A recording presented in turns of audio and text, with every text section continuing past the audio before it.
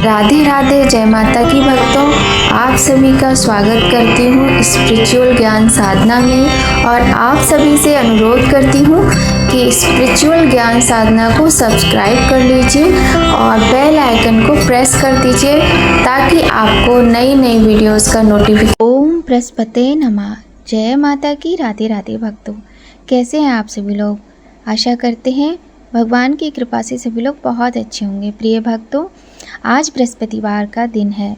बृहस्पतिवार का दिन भगवान विष्णु को ही समर्पित है।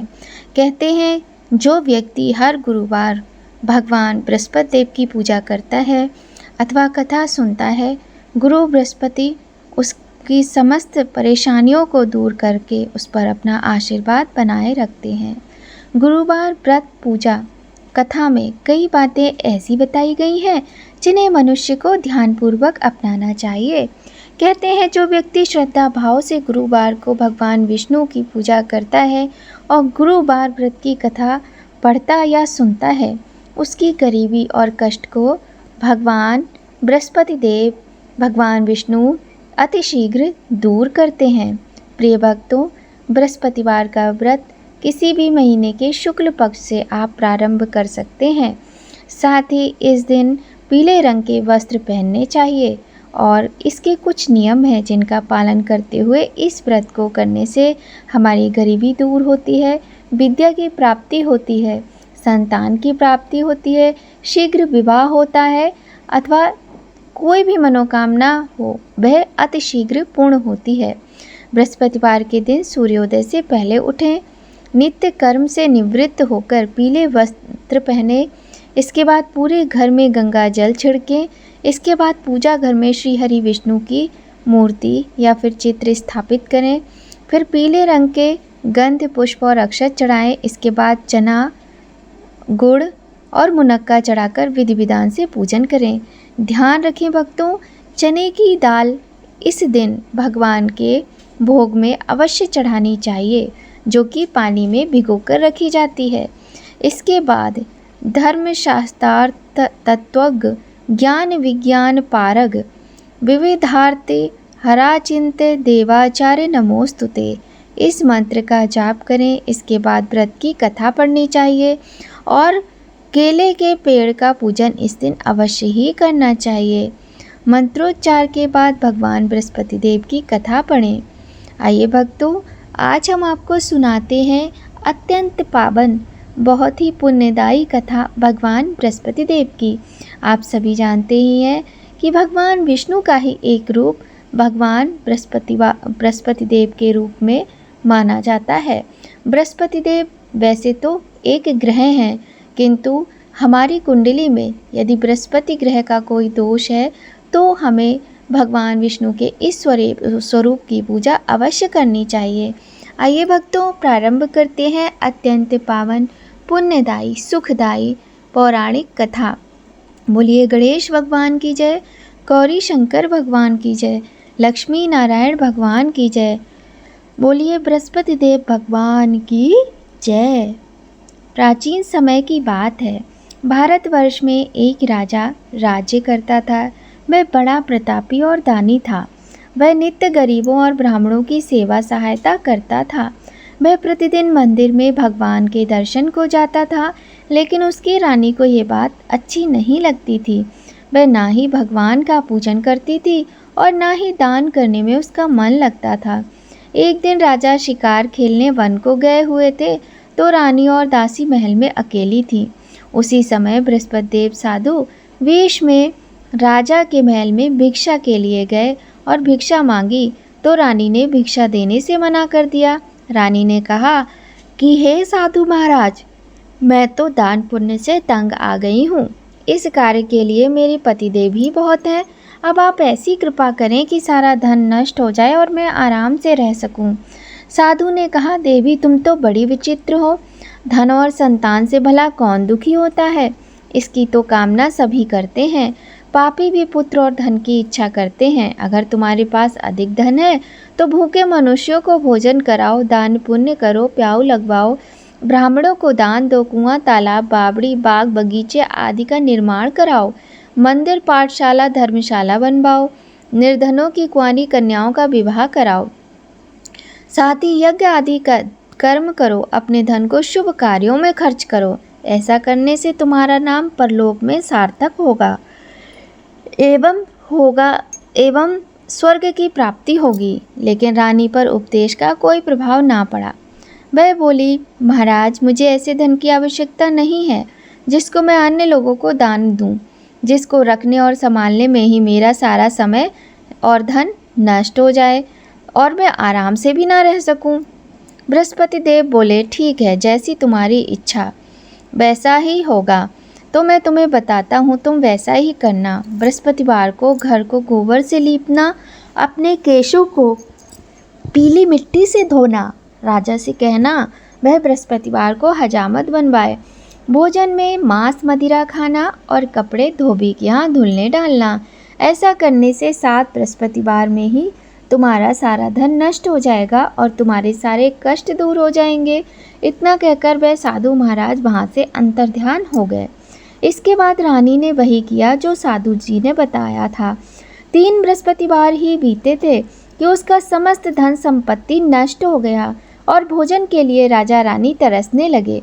तब एक दिन राजा ने रानी से कहा, तुम यहाँ पर रहो, मैं दूसरे देश में चाकरी के लिए चला जाऊँ, क्योंकि यहाँ पर मुझे सभी मनुष्य जानते हैं, इसलिए कोई कार्य नहीं कर सकता। देश चोरी परदेश भीख बराबर है। ऐसा कहकर राजा परदेश चला गया। वहाँ जंगल में जाता और लकड़ी काट कर लाता और शहर में बेचता। इस तरह जीवन व्यतीत करने लगा। इधर राजा के बिना रानी और दासी दुखी रहने लगीं। किसी दिन भोजन मिलता और किसी दिन जल पीकर ही रह जाती। एक समय जब रानी और दासियों को 7 दिन बिना भोजन के रहना पड़ा, तो रानी ने अपनी दासी से कहा, हे दासी, पास के नगर में मेरी बहन रहती है, वह बड़ी धनवान है, तू उसके पास जा और 5 सेर बेझर मांग कर ले आ, ताकि कुछ समय के लिए थोड़ा बहुत गुजर बसर हो जाएगी। दासी रानी की बहन के पास गई। उस दिन बृहस्पतिवार का दिन था। रानी की बहन उस समय बृहस्पति देव भगवान की कथा सुन रही थी। दासी ने रानी की बहन को अपनी रानी का संदेश दिया, लेकिन रानी की बहन ने कोई उत्तर नहीं दिया। जब दासी को रानी की बहन से कोई उत्तर नहीं मिला तो वह बहुत दुखी हुई और उसे क्रोध भी आया। दासी ने वापस आकर रानी को सारी बात बता दी। सुनकर रानी ने कहा कि हे दासी, इसमें उसका कोई दोष नहीं है।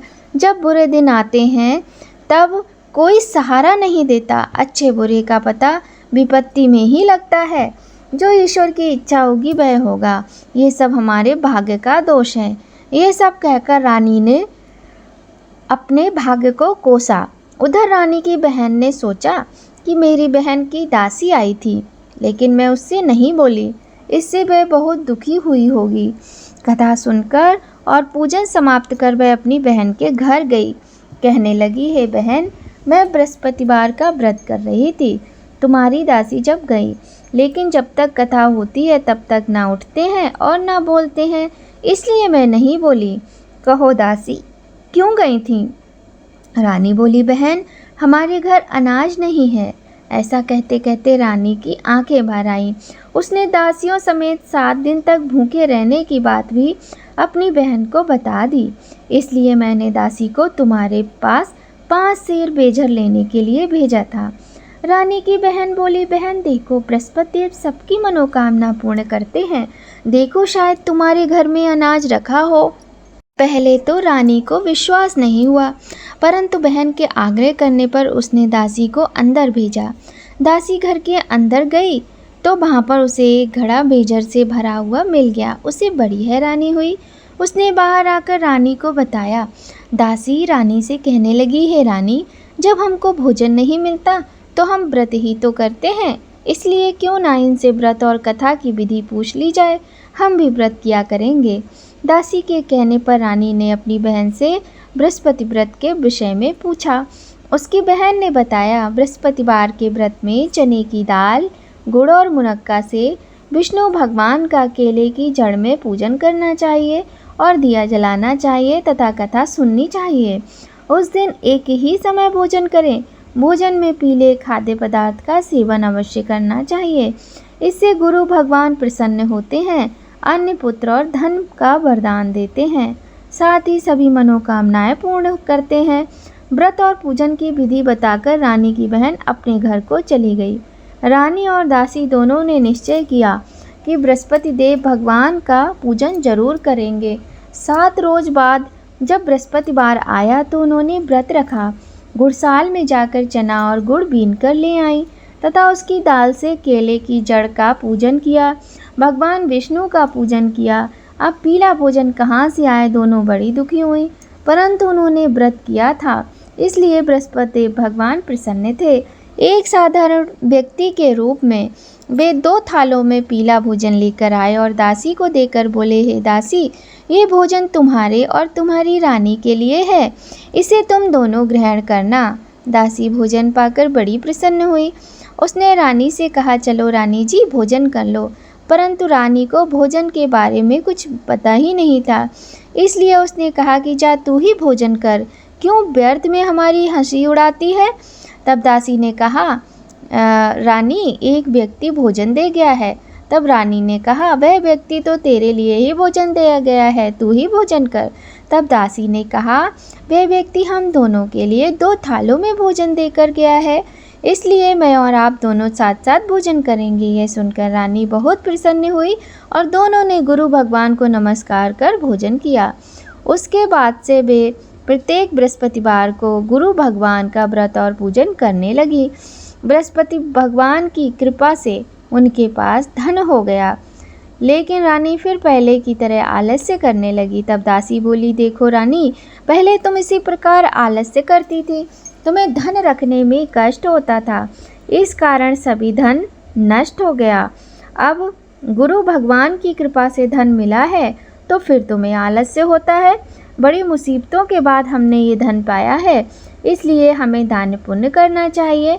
अब तुम भूखे मनुष्यों को भोजन कराओ, प्याऊ लगवाओ, ब्राह्मणों को दान दो, कुआं, तालाब, बावड़ी और बाग बगीचे आदि का निर्माण कराओ, मंदिर, पाठशाला और धर्मशाला बनवाकर दान दो, निर्धनों की कुंवारी कन्याओं का विवाह कराओ, साथ ही यज्ञ आदि कर्म करो और अपने धन को शुभ कार्यों में खर्च करो, जिससे तुम्हारे कुल का यश बढ़ेगा और स्वर्ग प्राप्त होगा, पितर भी प्रसन्न होंगे। दासी की बात मानकर रानी शुभ कर्म करने लगी, उसका यश फैलने लगा। एक दिन रानी और दासी आपस में विचार करने लगीं कि ना जाने राजा किस दशा में होंगे, उनकी कोई खोज खबर भी नहीं है। उन्होंने श्रद्धा पूर्वक बृहस्पति देव भगवान से प्रार्थना की कि राजा जहाँ कहीं भी हो शीघ्र वापस आ जाएं। उसी रात्रि को बृहस्पति देव ने राजा को स्वप्न में कहा कि हे राजा, उठ, तेरी रानी तुझे याद करती है, अपने देश को लौट जा। राजा प्रातःकाल उठा और जंगल से लकड़ी काटने के लिए जंगल की ओर चल पड़ा। जंगल से गुजरते हुए विचार करने लगा कि रानी की गलती से उसे कितने दुख भोगने पड़े। राजपाट छोड़कर जंगल में आकर रहना पड़ा, जंगल से लकड़ी काटकर शहर में बेचकर गुजारा करना पड़ा। ऐसी बातों को याद करके राजा अत्यंत व्याकुल होकर दुखी होने लगा। उसी समय राजा के पास बृहस्पति देव भगवान साधु के वेश में आकर बोले, हे लकड़हारे, तुम इस सुनसान जंगल में किस चिंता में बैठे हो, मुझे बतलाओ। ये सुन राजा के नेत्रों में जल भर आया। साधु की वंदना कर राजा ने अपनी संपूर्ण कहानी सुना दी। महात्मा दयालु होते हैं। वे राजा से बोले, हे राजा, तुम्हारी पत्नी ने बृहस्पति देव के प्रति अपराध किया था, जिसके कारण तुम्हारी ये दशा हुई है। अब तुम चिंता मत करो, भगवान तुम्हें पहले से अधिक धन देंगे। देखो, तुम्हारी पत्नी ने बृहस्पतिवार का व्रत शुरू कर दिया है। अब तुम भी बृहस्पतिवार के व्रत में चने की दाल, गुड़ और मुनक्का से विष्णु भगवान का केले के वृक्ष की जड़ में पूजन करो और दिया जलाकर कथा सुनो। उस दिन एक ही समय भोजन करना, लेकिन भोजन में पीले खाद्य पदार्थ का सेवन अवश्य करना। भगवान तुम्हारी सभी कामनाओं को पूर्ण करेंगे। साधु की बात सुनकर राजा बोला, हे प्रभु, लकड़ी बेचकर तो इतना पैसा नहीं बचता जिससे भोजन के उपरांत कुछ बचा सकूं। मैंने रात्रि में अपनी रानी को व्याकुल देखा है। मेरे पास कोई साधन नहीं जिससे उसका समाचार जान सकूं। फिर मैं कौन सी कहानी कहूँ, मुझे कुछ भी नहीं मालूम है। साधु ने कहा, हे राजा, मन में बृहस्पति भगवान की पूजन व्रत का निश्चय करो, वे स्वयं तुम्हारे लिए कोई राह निकाल देंगे। बृहस्पतिवार के दिन तुम रोजाना की तरह लकड़ियाँ लेकर शहर में जाना, तुम्हें रोज से दुगना धन प्राप्त होगा, जिससे तुम भली भांति भोजन भी कर लोगे और बृहस्पति देव की पूजा की सामग्री भी आ जाएगी। इतना कहकर साधु महात्मा अंतर्ध्यान हो गए। धीरे धीरे समय व्यतीत होने पर फिर बृहस्पतिवार का दिन आया। लकड़हारा जंगल से लकड़ी काटकर किसी शहर में बेचने गया। उसे उस दिन और दिन की अपेक्षा अधिक पैसा मिला। राजा ने चने की दाल, गुड़ और मुनक्का लाकर गुरुवार का व्रत किया। उस दिन से उसके सभी क्लेश दूर होने लगे। परंतु जब दोबारा गुरुवार का दिन आया तो वह बृहस्पति देव भगवान का व्रत करना भूल गया। इस कारण बृहस्पति भगवान नाराज हो गए। उस दिन उस नगर के राजा ने विशाल यज्ञ का आयोजन किया था तथा शहर में ये घोषणा करा दी कि कोई भी मनुष्य अपने घर में भोजन न बनावे, न आग जलावे। समस्त जनता मेरे यहाँ भोजन करने आए। इस आज्ञा को जो ना मानेगा उसे फांसी की सजा दी जाएगी। इस तरह की घोषणा संपूर्ण नगर में करवा दी गई। राजा की आज्ञा अनुसार शहर के सभी लोग भोजन करने गए, लेकिन लकड़हारा कुछ देर से पहुंचा, इसलिए राजा उसको अपने साथ घर ले गए और ले जाकर भोजन करा रहे थे कि रानी की दृष्टि उस खूंटी पर पड़ी जिस पर उसका हार लटका हुआ था। वह वहां पर दिखाई न दिया। रानी ने निश्चय किया कि मेरा हार इसी मनुष्य ने चुरा लिया है। उसी समय सिपाहियों को बुलाकर उसको कारागार में डलवा दिया। जब लकड़हारा कारागार में पड़ गया और बहुत दुखी होकर विचार करने लगा कि ना जाने कौन से पूर्व जन्म के कर्म से मुझे ये दुख प्राप्त हुआ है, और उसी साधु को याद करने लगा जो जंगल में मिला था। उसी समय तत्काल बृहस्पति देव भगवान साधु के रूप में प्रकट हुए और उसकी दशा को देखकर कहने लगे, अरे मूर्ख, तूने बृहस्पति देव की कथा नहीं की, इस कारण तुझे दुख प्राप्त हुआ है। अब चिंता मत कर। बृहस्पति भगवान ने जब तुझे ये दुख दिया है तो वही तेरे दुख को दूर भी करेंगे।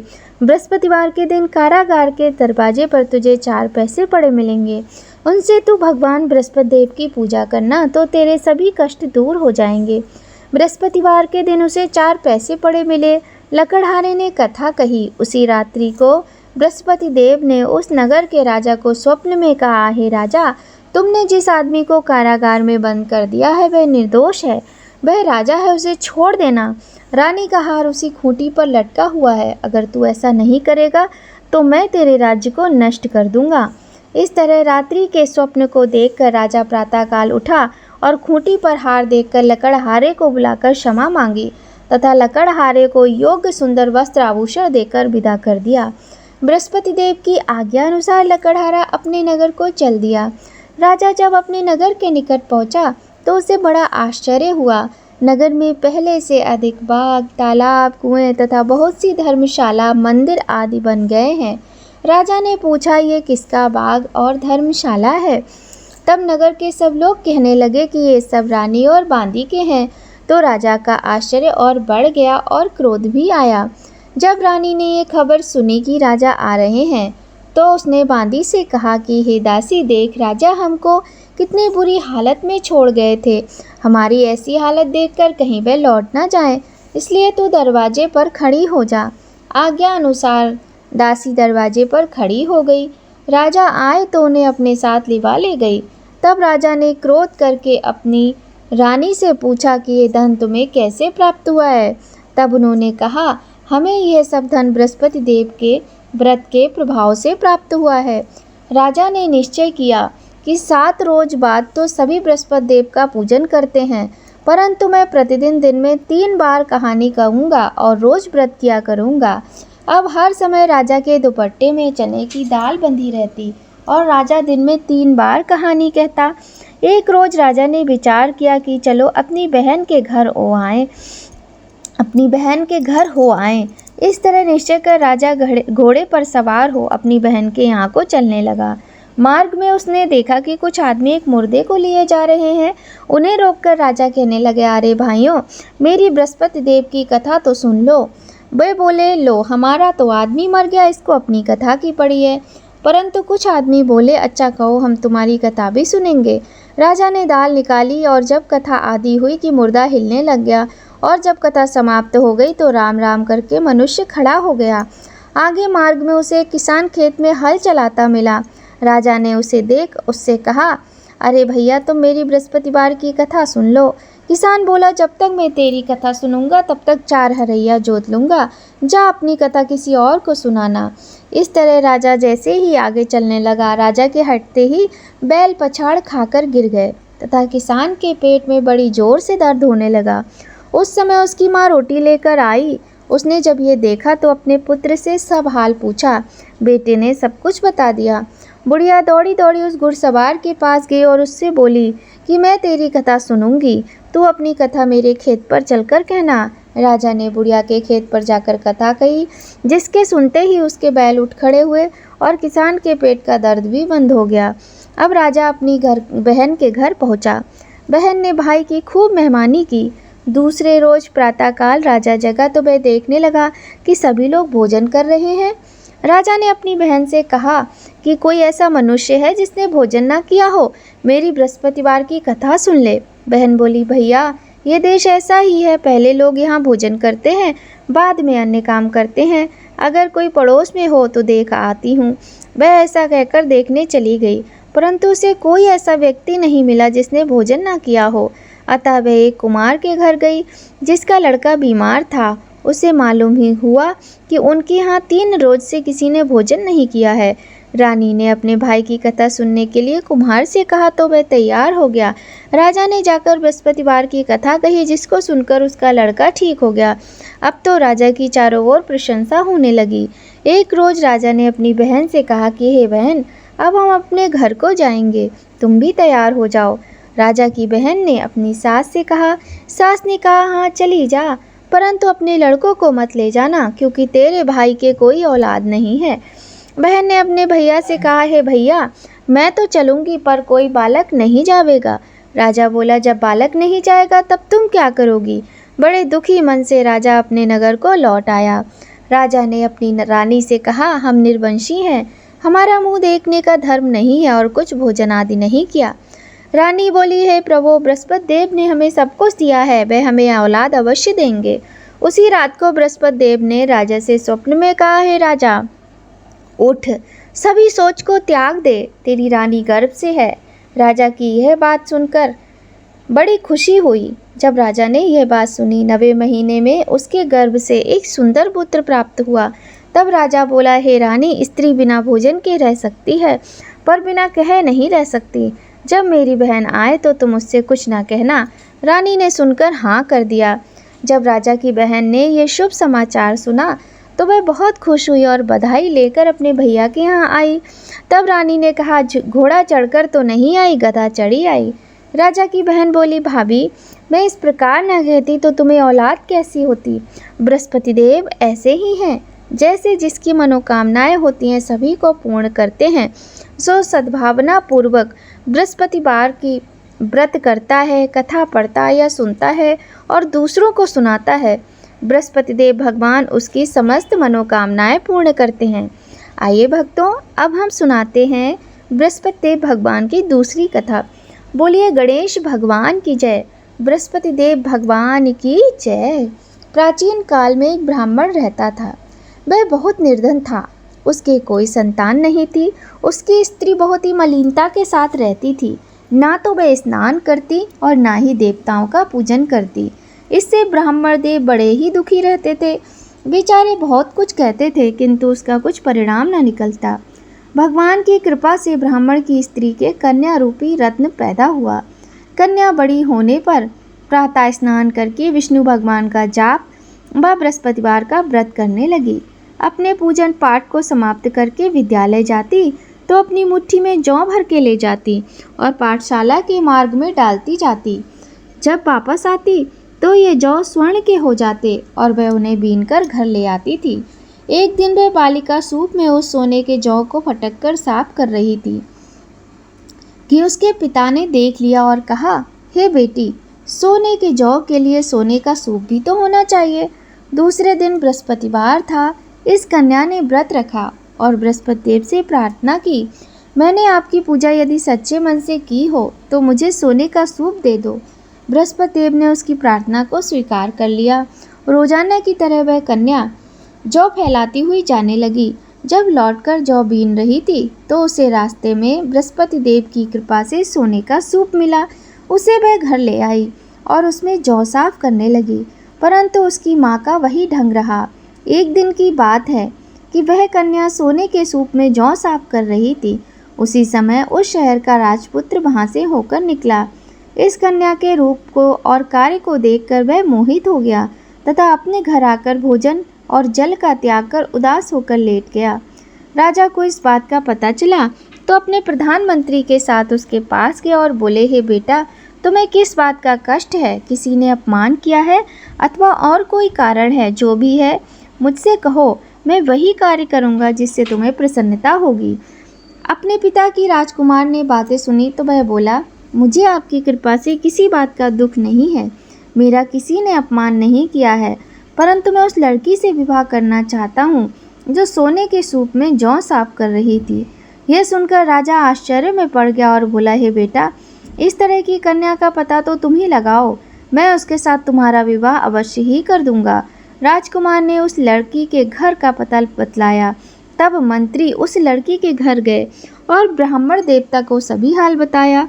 ब्राह्मण देवता राजकुमार के साथ अपनी कन्या का विवाह करने के लिए तैयार हो गए तथा विधि विधान के अनुसार ब्राह्मण की कन्या का विवाह राजकुमार के साथ हो गया।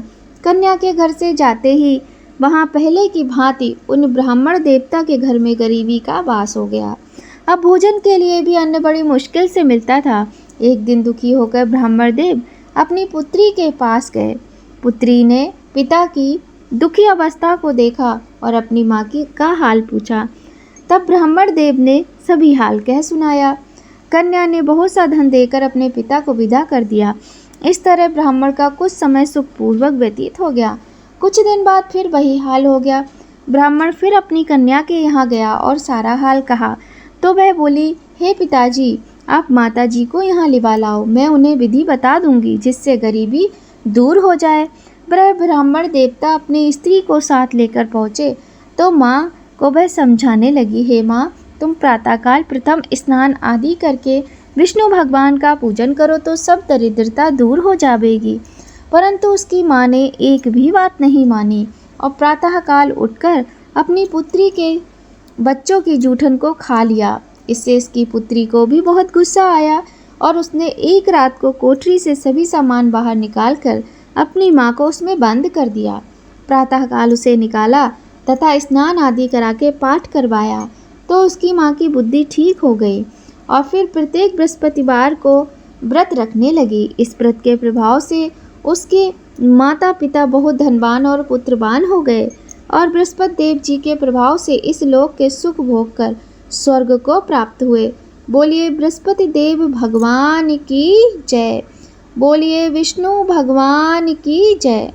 आइए भक्तों, जब भी हम कोई कथा करते हैं, व्रत करते हैं, तो अंत में हमें आरती अवश्य करनी चाहिए। आइए करते हैं बृहस्पति देव भगवान की आरती।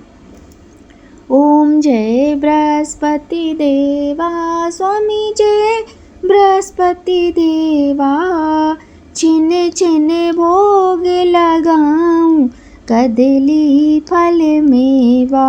ओम जय बृहस्पति देवा, तुम पूर्ण परमात्मा, तुम अंतर्यामी स्वामी, तुम अंतर्यामी, जगत पिता जगदीश्वर, तुम सबके स्वामी। ओम जय बृहस्पति देवा, चरणामृत निज निर्मल, सब पातक हरता स्वामी, सब पातक हरता, सकल मनोरथ दायक, कृपा करो भरता। ओम जय बृहस्पति देवा, तन मन धन अर्पण कर, जो जन शरण पड़े प्रभु, जो जन शरण पड़े प्रभु, प्रकट तब हो कर आकर द्वार खड़े। ओम जय बृहस्पति देवा, दीन दयाल दयानिधि भक्तन हितकारी। स्वामी भक्तन हितकारी, पाप दोष सब हरता भव बंधन हारी। ओम जय बृहस्पति देवा, सकल मनोरथ दायक सब संशय हारो। स्वामी सब संशय हारो, विषय विकार मिटाओ संतन सुखकारी। ओम जय बृहस्पति देवा, जो कोई आरती तेरी प्रेम सहित गावे। स्वामी प्रेम सहित गावे, ज्येष्ठानंद आनंद कर सो निश्चय पावे। ओम जय बृहस्पति देवा, स्वामी जय बृहस्पति देवा। बोलिए बृहस्पति देव भगवान की जय।